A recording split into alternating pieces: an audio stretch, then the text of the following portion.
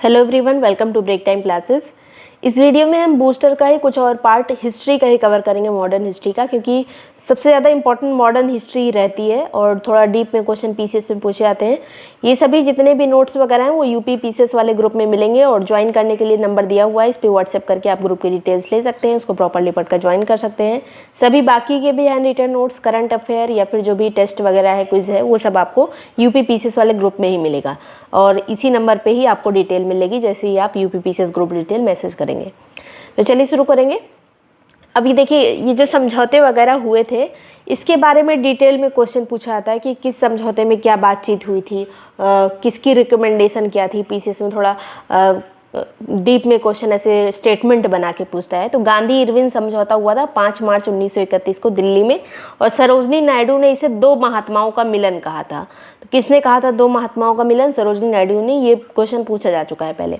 Irwin के द्वारा क्या क्या चीज़ें स्वीकार की गई थी इसमें? उस टाइम पे जो गवर्नर था वो लॉर्ड इरविन था, तो इरविन ने कुछ चीज़ें स्वीकार की थी, कुछ गांधी जी ने स्वीकार की थी, इस पर ये समझौता हुआ था।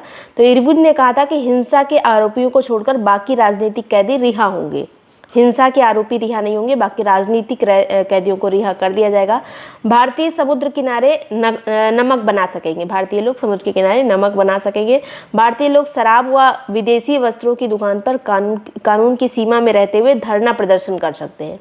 तो धरना की छूट इसमें मिली थी।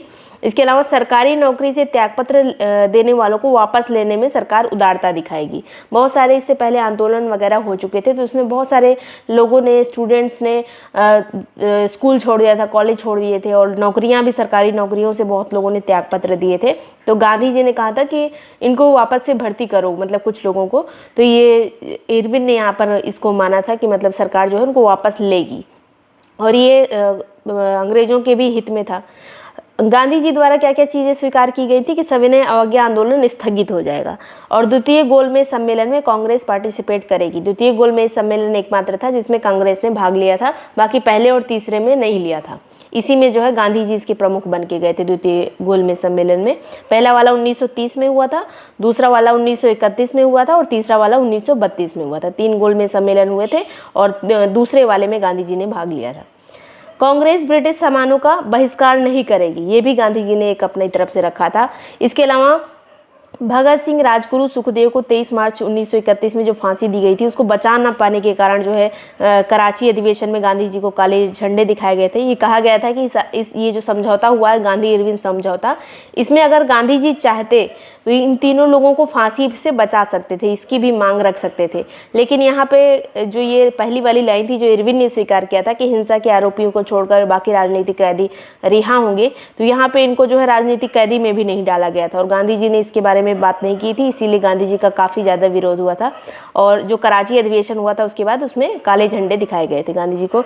और कराची अधिवेशन में ही गांधी ने कहा था कि गांधी मर सकता है परंतु गांधीवाद नहीं। ये इनका स्टेटमेंट था। किस अधिवेशन में? कराची अधिवेशन में। तो ये सब स्टेटमेंट ऐसे रिलेट करके कभी कभी पूछा जाता है, अरेंज करने को आ जाता है इस तरह से।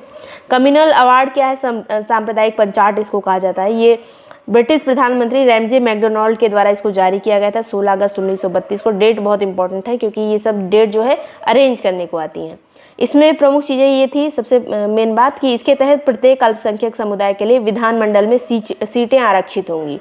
जैसे मुस्लिमों के लिए 1919 में जो अलग से वोटिंग का सिस्टम आया था, उसी तरह अल्पसंख्यकों के लिए भी अंग्रेज जो है ये अलग सिस्टम बना रहे थे पूरा।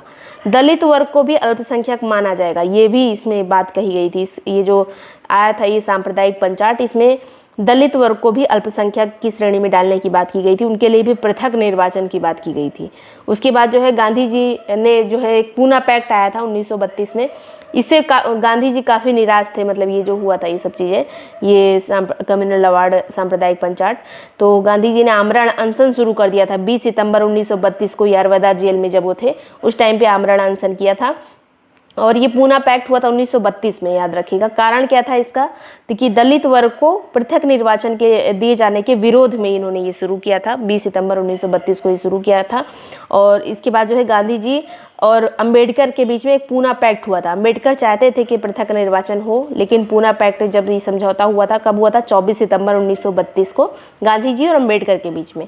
किसके प्रयासों से हुआ था? तो मदन मोहन मालवीय, राजेंद्र प्रसाद, पुरुषोत्तम दास टंडन, सी राजगोपालाचारी, इन सबके प्रयास से इन दोनों लोग की मीटिंग हुई थी, जिसमें कुछ कुछ चीज़ें आई सामने, जैसे ये पूना पैक्ट इसको कहा जाता है।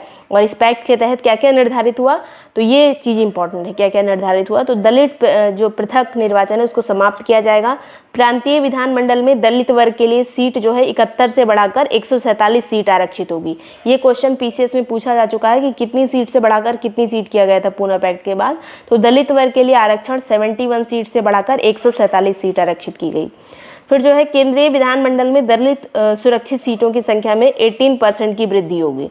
मतलब केंद्रीय विधानमंडल में, प्रांतीय विधानमंडल में हर जगह पे जो है सीटों की संख्या बढ़ाई जाएगी। तो ये इसमें बात हुई। इसके अलावा इसके बाद से ही गांधी जी ने दलित वर्ग के उत्थान के लिए बहुत सारे काम भी किए थे। इसी के बाद जो है दलित वर्ग को हरिजन कहा था गांधी जी ने, तो ये पूना पैक्ट के बाद ही हुआ था। गांधी जी ने एक हरिजन सेवक संघ की भी स्थापना की थी 1932 में। फिर जो है गांधी जी ने अखिल भारतीय छुआछूत विरोधी लीग की भी स्थापना की थी, ये भी इम्पोर्टेंट है। हरिजन नाम से एक साप्ताहिक पत्र का प्रकाशन भी शुरू किया था। तो ये सब किए थे ये गांधी जी ने। फिर जो है एक प्रांतीय चुनाव हुआ था 1937 में, जिससे क्वेश्चन बहुत पूछा जाता है कि कांग्रेस को जो है 11 प्रांतों में से 5 में तो पूर्ण बहुमत मिला, और सबसे बड़े दल के रूप में कहाँ कहाँ पे उभरी थी? तो बम्बई, असम और उत्तर पश्चिमी सीमांत प्रांत, यहाँ बहुमत नहीं मिला था, लेकिन सबसे बड़ा दल यहाँ पे भी कांग्रेस का था। और कहाँ कहाँ पे बहुत खराब प्रदर्शन था? तो बंगाल, पंजाब और सिंध में खराब प्रदर्शन था कांग्रेस का। और कांग्रेस ने बाद में सरकार कहाँ पे बनाई?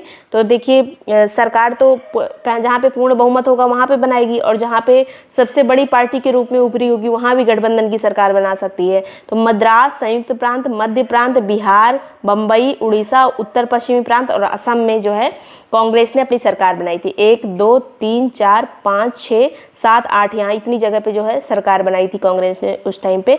अब ज़्यादा जो पूछा जाता है ये बंगाल, पंजाब और सिंध वाला, कैसे यहाँ पर सरकार बनी थी, अभी आगे देखेंगे।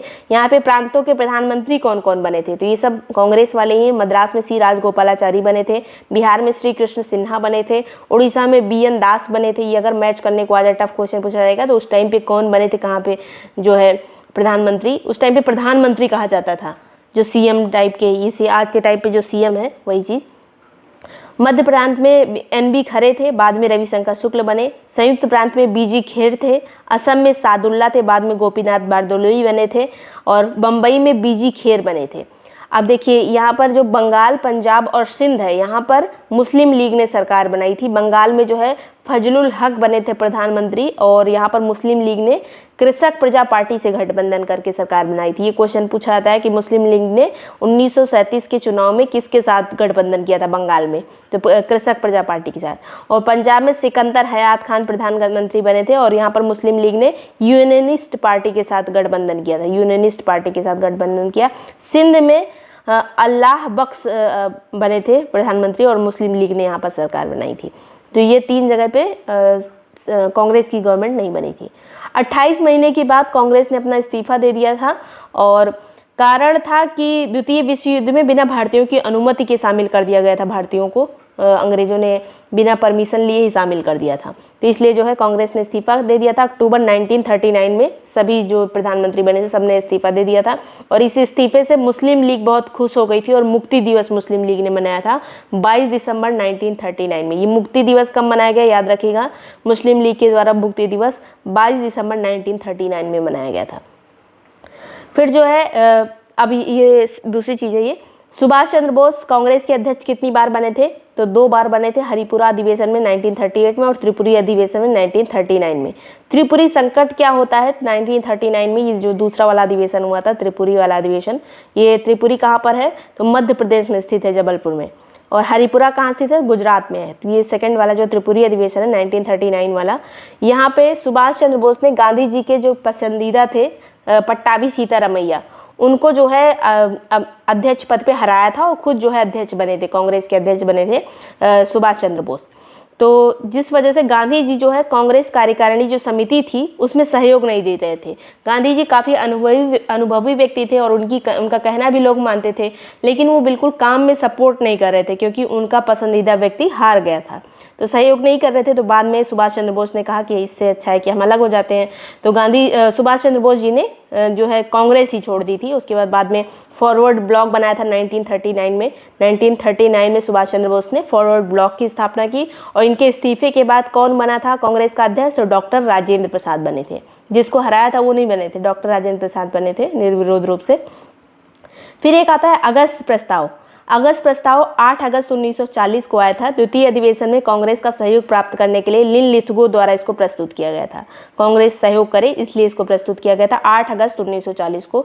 डेट याद रखिएगा, ये सब अरेंज करने में रखी जाती हैं सब डेट। अगस्त प्रस्ताव में क्या क्या प्रावधान थे? तो युद्ध के बाद एक संविधान निर्मात्री समिति का गठन किया जाएगा, ये इसमें बात की गई अगस्त प्रस्ताव में। इसके अलावा एक युद्ध सलाहकार परिषद की स्थापना होगी। वायसराय कार्यकारिणी परिषद का विस्तार किया जाएगा, ये सब इसमें बात की गई थी। कांग्रेस ने इस अगस्त प्रस्ताव को अस्वीकार कर दिया था। कारण था अंतरिम सरकार बनाने की बात नहीं कही गई और अन्य बहुत सारे कारण थे। तो इसमें जो है इसलिए केवल संविधान निर्मात्री समिति बनाने की बात की गई थी। अंतरिम जो सरकार मतलब हमारी आज़ादी की इसमें बात नहीं की गई थी, इसलिए अस्वीकार कर दिया था। और मुस्लिम लीग ने भी इस प्रस्ताव को अस्वीकार ही किया था। तो ये भी याद रखिएगा, अगस्त प्रस्ताव को कांग्रेस और मुस्लिम लीग दोनों ने रिजेक्ट कर दिया था। कांग्रेस ने इसलिए रिजेक्ट किया था कि अंतरिम सरकार की बात नहीं कही गई थी और मुस्लिम लीग ने इसलिए इसको अस्वीकार किया था क्योंकि पाकिस्तान की मांग को स्वीकार नहीं किया गया था, अलग पाकिस्तान बनाने की मांग को। तो इतनी चीज़ें कुछ इंपॉर्टेंट पॉइंट थे। वीडियो पसंद आया, यूजफुल लगा तो लाइक सब्सक्राइब करिएगा और कमेंट में बताइएगा कैसा लगा। ये सभी नोट्स आपको जो यूपी पीसीएस वाला पेड टू ऑफिस में मिल जाएगा। ज्वाइन करने के लिए नंबर दिया गया है, इस पर व्हाट्सएप करके ग्रुप की डिटेल्स ले सकते हैं। इनसे क्वेश्चन इन टॉपिक से बहुत रिपीट करते हैं, आप प्रीवियस ईयर में देखेंगे, वहाँ मिलेगा आपको। Thank you so much watching break time classes.